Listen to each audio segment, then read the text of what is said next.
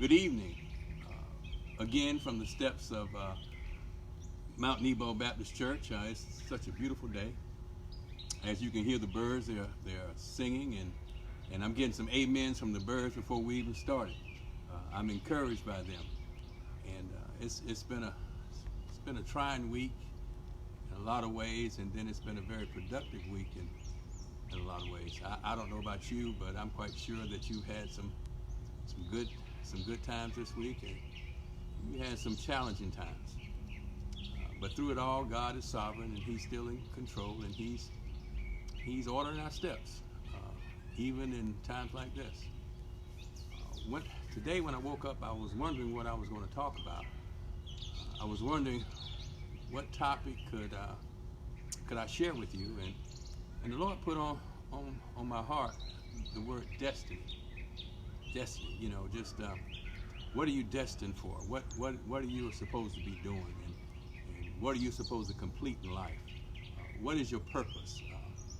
Why did God save? Why did He create you, first of all, and then why did He save you?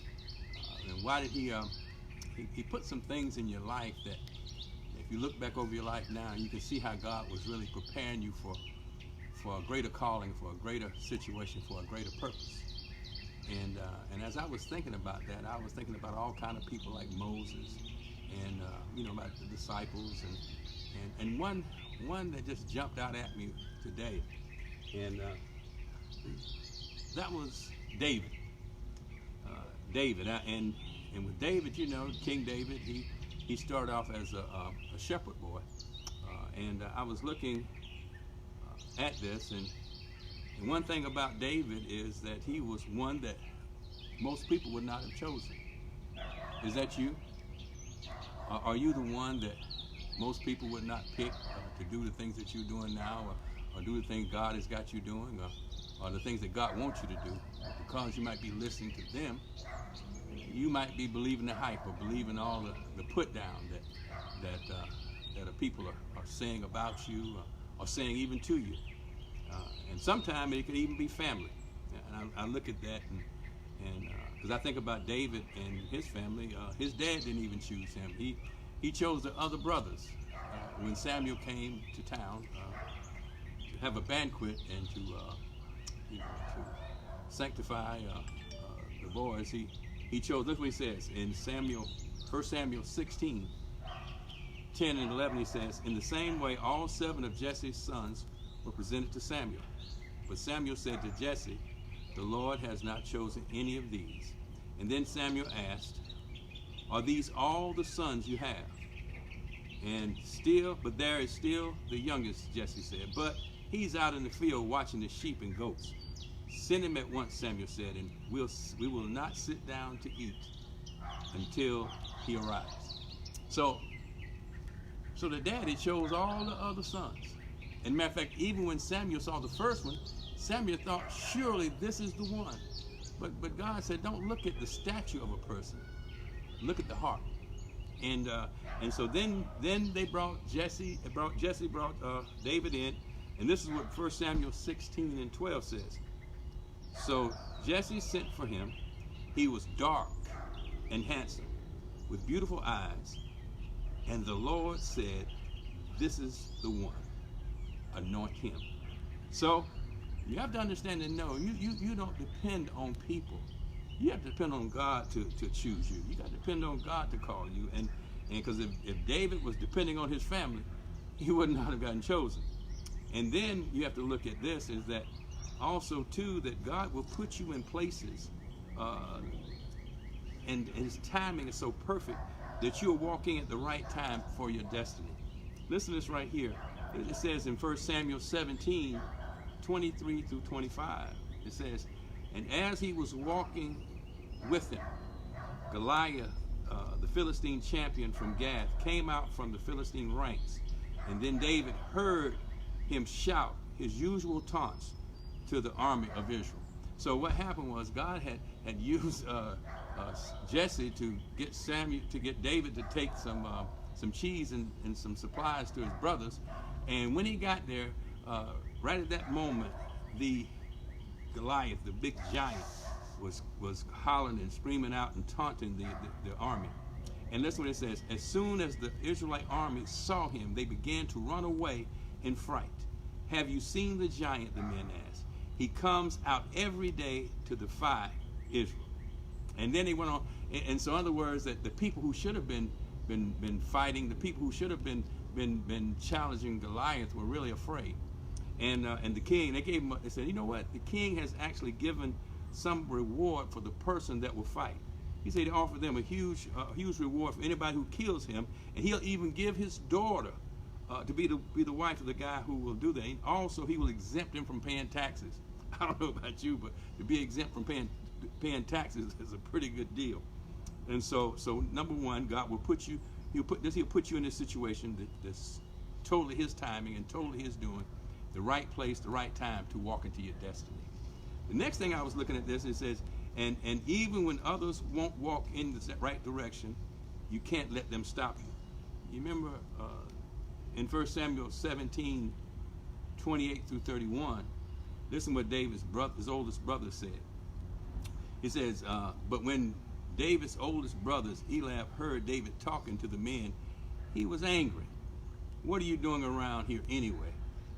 What about those few sheep you're supposed to be taking care of? I know about your pride and deceit. You just want to see the battle. What have I done now? David replied. I have only asked a question. And he walked over to some other people and asked them the same question and received the same answer, that the king had given this report that he was going to give him his daughter. And so somebody, because of how God works, somebody heard David talking. A lot of times, somebody just standing around you can hear you and put you in the place that you need to be, that can open up a door that you couldn't open yourself, because David could not go to the king, but somebody could have brought him to the king. And so they heard David, gave the report to Saul. Saul sent for David. And so that's the case there. And listen what else happens in 1 Samuel 17, 32 through 37. He says this. David's telling Saul now. He's talking to Saul because he really believes that he can beat this problem. He believes he can beat this giant. He says, "Don't worry about the Philistine. I'll go fight him." And then Saul even didn't believe David. He didn't believe that he was the one. He didn't believe in David's destiny. He says, "Don't be ridiculous." There are people, when you really tell them what God has put on your heart and what God is drawing you to do something that they don't think you are supposed to do, they say, "Hey, you're ridiculous. That's ridiculous." You know, and so you can't let folks stop you from your destiny, and you can't listen to people. And so he said, "There's no way that you can fight this Philistine and possibly win. You're only a boy, and this is a man's war."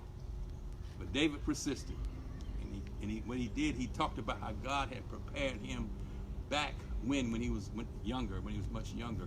And I think about Moses, when Moses was on the backside of the, in the wilderness. He was tending sheep. And what Moses was learning how to do was to be a shepherd. Be a shepherd of people.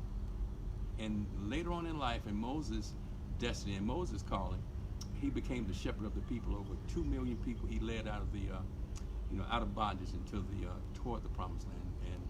And so God had prepared him, and God had prepared David too.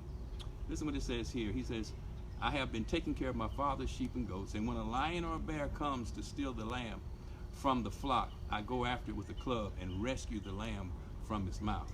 If the animal turns on me, I catch it by the jaw and club it to death. I have done this both to lions and to bears, and I'll do it again to this Philistine, and the one who defies the armies of the living God. The Lord has rescued me from the claws of a lion and the bear. He will rescue me from this Philistine." So what David was really thinking about, what God had done in the past, how God had brought him through some trials and tribulation. He had faced a lion. He had faced a bear. I don't know about you, I've never faced a lion. I never faced a bear. He was a young boy. And so he was able to overcome them, but he understood and knew who was really the one who brought him out. He said the Lord rescued him. So now he got the right frame of mind. You see, when you go into your destiny, you got to have the right frame of mind as to who is in charge and where does your strength come from. Who is the one that's really guiding and protecting you? Who is the one that's really there for you? And so David was so convincing that Saul said, all right, go ahead and may the Lord be with you. Now, Saul should have been the one fighting. He was taller than anybody else in the camp. He was head and shoulders over everybody, but he was afraid. And so then another thing that I found out in this is that you have to go the way the Lord prepares you and not the way other people would do.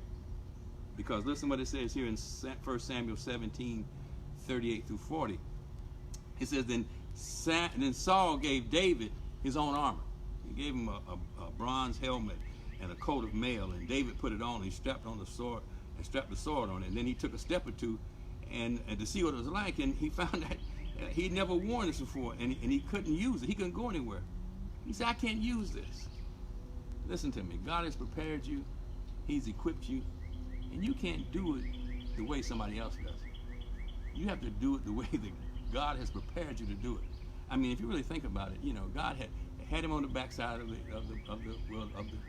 town or wherever he was out in the wilderness, and I've seen that valley that David herded those sheep, you know, and it was just an open field, and he was the one that protected the sheep. And I guess every day David would get up, and I guess he would practice with that slingshot. He would practice the slingshot because that was his weapon. The club and the slingshot was his weapon to protect the sheep. So God was preparing him for his destiny.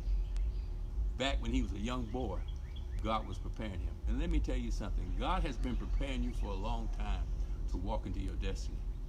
God has equipped you to do exactly what he wants you to do, where he wants you to do it, and when he wants you to do it. You don't have to doubt that. All you got to do is trust in the Lord and give him the glory and say, the Lord will bring me out. And listen what it says here that David did. He took it off.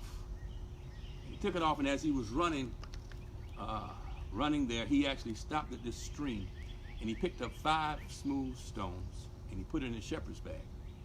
And then all he had was the shepherd's staff and the slingshot. Now, if you're going to fight a big 9-foot tall giant, that doesn't seem like the right equipment to go into battle. But that's how God equipped him. That's what God gave him. A lot of you, a lot of times, might think you're not equipped like somebody else. You might not talk like somebody. You might not be eloquent of speech. You might not have the education that somebody else has. But guess what? God has equipped you to be who you are, to do what he wants you to do, so that he will get the glory.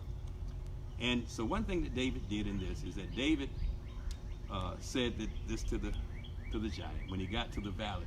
See, he got to the valley of Elah, and I've stood in the valley of Elah, and it's just a great field, and it has like hills or on each side. It's a hill on this side, and it's a hill on the other side.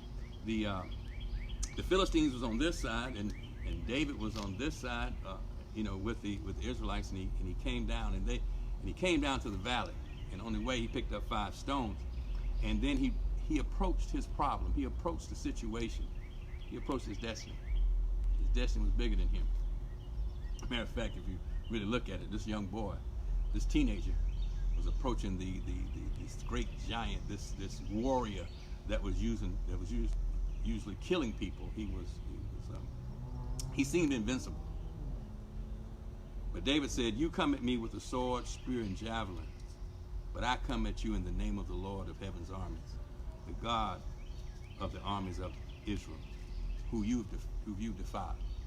He's telling him that, you know what? You're against my God. You're against the one that gives me my strength. You're against the Creator. You coming to fight me, and then today he says, I will conquer you, and I will kill you, and I will cut off your head, and then I will give the dead bodies of your men to the birds and the wild animals. And this is what he said. It was so powerful. He says, and the whole world will know that there is a God in Israel. So when you go into your destiny, you got to know who you're going for. You got to know who you're fighting for. And when you win, you got to know who to give the credit to, who to give the glory to. And wasn't David taking credit for it. He had already foretold that I'm gonna beat you. I'm gonna kill you. And you know what? When I kill you, everybody will know that there is a God in Israel. So what ends up happening there, he has the battle, but he's fighting not for him. He's fighting for the Lord. Listen what it says. This is the Lord's battle, and he will give it to us. So David knows who he's fighting for. He knows who's doing the fighting. You see, even though he's showing up with the attitude and the mindset that God's going to fight this big giant, not me. I'm going to fight in the Lord's power. You know, when you're walking into your destiny, make sure that you allow God to fight your battles for you. You know, make sure that God is up front.